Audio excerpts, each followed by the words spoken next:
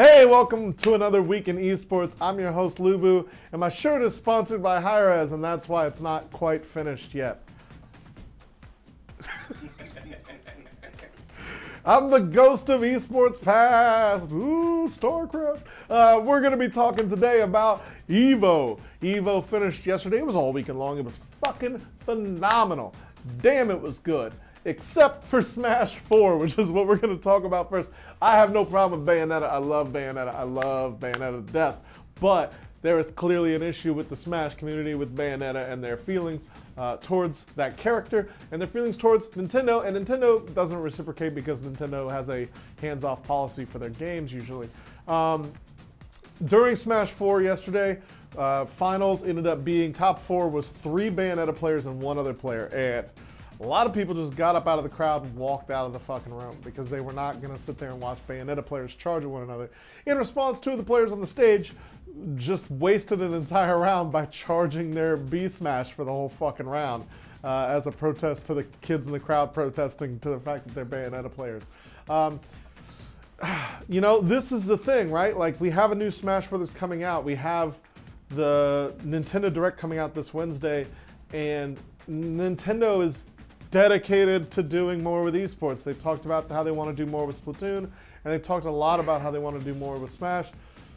If you want to bring the community together, and if you want to have a cohesive fighting game community in the Nintendo whatever, they have to start patching stuff and fixing things that become broken. And that's what all other fighting game companies do, and that's how they maintain their communities. And if Nintendo continues to just be like, fuck it, then the only community that's ever going to be worth shit is Melee, which sucks because Melee's 15 years old and I'm tired of seeing it because it looks terrible on stream. It's an old game and I'm not an old game person. I don't like to look at old shitty polygons and go, oh, I remember this nostalgia, because I didn't really fucking play it. I started with pixels, which are beautiful and never go out of style. But Smash 4's got issues. Smash 5 is coming before the end of the year. The Nintendo Direct is Wednesday. Hopefully we hear something from Sakurai. And hopefully the community can all move to Smash 5 and take Smash Melee with them. And then we will have a new Smash community with both groups of amazing players. We'll have the top players, Cat and Zach and Plup and Hitbox and Hungrybox and Salem and all them dudes. And we can have them all in one group together fighting each other. And that would be really cool. And I think that that is the best option. It's Nintendo. You know, you can flip a coin 100 times, and regardless of the result, they'll do whatever the fuck they want. So really, we're just gonna have to wait and see. Wednesday is the Nintendo Direct, so hopefully that's good. The Smash Melee tournament, however, that was super good. A lot of great players in the top 8. A lot of variety. I will say that apparently there was a lot of equipment failure, malfunction, controller issues, and that is one of the biggest problems with Melee, is that like the equipment used to play Melee is dated and getting older, and they're never going to make new old ass equipment for Melee, and so it's just eventually going to just run out of fucking equipment. I assume you're just going to run out of functioning pieces of hardware because no one's making that stuff anymore. The other issue with Melee, because apparently we can't have a Smash game without an issue, was that the payout disparity was a contested topic in the Smash community for top 8.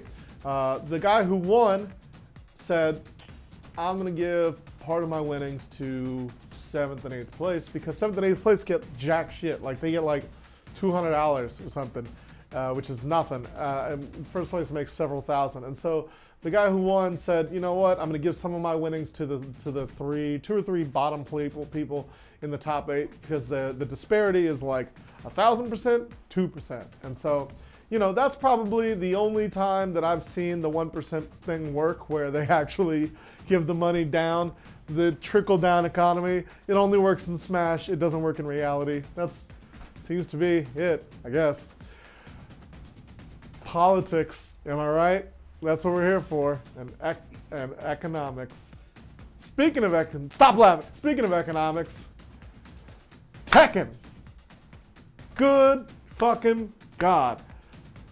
Harada, earlier in the day, told a player or told a fan on Twitter, shut up and go watch the games and eat some pizza and stop bothering me. And then he went on to announce that Negan from The Walking Dead is coming to Tekken because he was having a good day. He was feeling himself. He was like, you know what? I can't fucking just. He pushed haters off. He shunned them.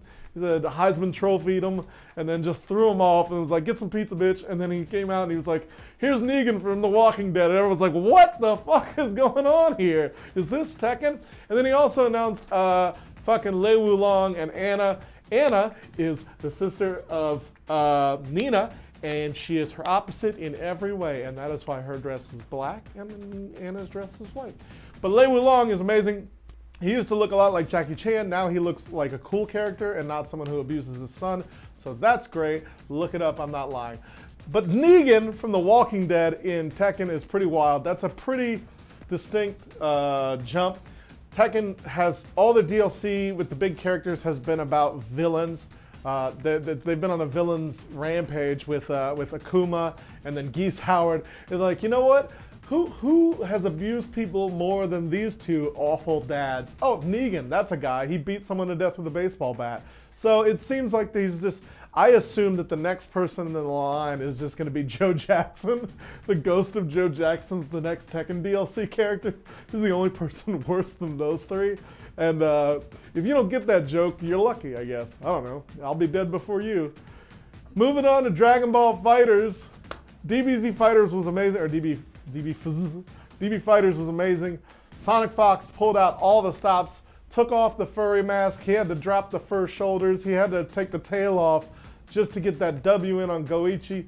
This is like the storyline. This is a great match. Goichi and Sonic Fox is like, that is your Joe Jackson, not Joe Jackson. Whew.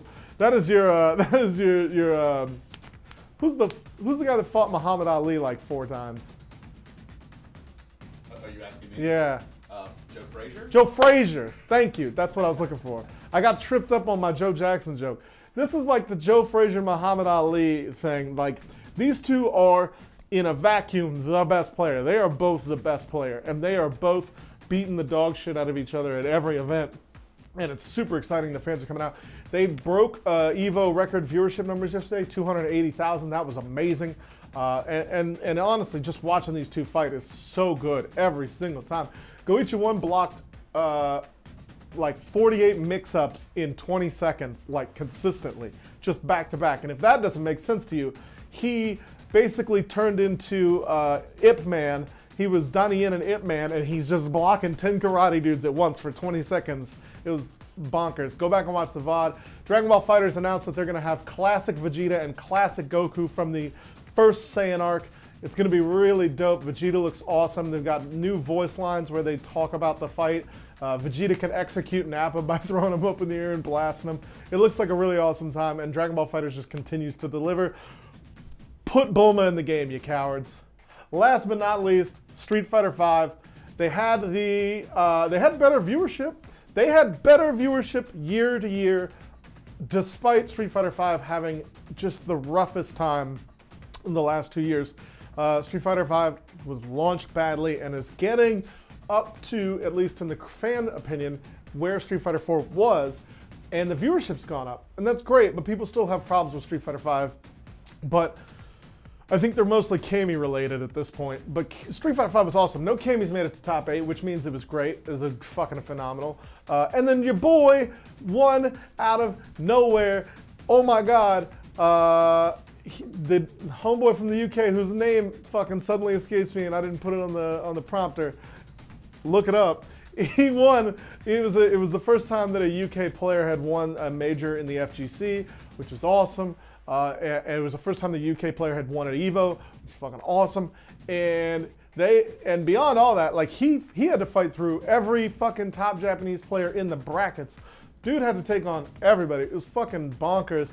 And then he had to fight Tokido at the end, who is like the final boss of final bosses. Tokido's up there smiling and doing jumping jacks in between rounds, like Ivan Drago, as this man's just trying to fucking win. And it was so intense. And it was after an entire day of like North America or Western Hemisphere, like getting to the top 3 and then fucking falling out, getting to the top 3, falling out, getting to the top 3, falling out. This was the match, and it was amazing. But I'm too hyped to even think about the fights because they announced Sagat and they announced G. They announced G, and that shit is insane. G is the president of the world in Street Fighter. He's Abraham Lincoln as a Super Saiyan, and it makes no fucking sense. His two V triggers are Maximum President and Dangerous President, which is 3 puns. Like, it's so fucking good. And if you have not seen the G trailer yet, if you're on the fence about Street Fighter, G is the shit. Like, I love that. That's what Street Fighter is about.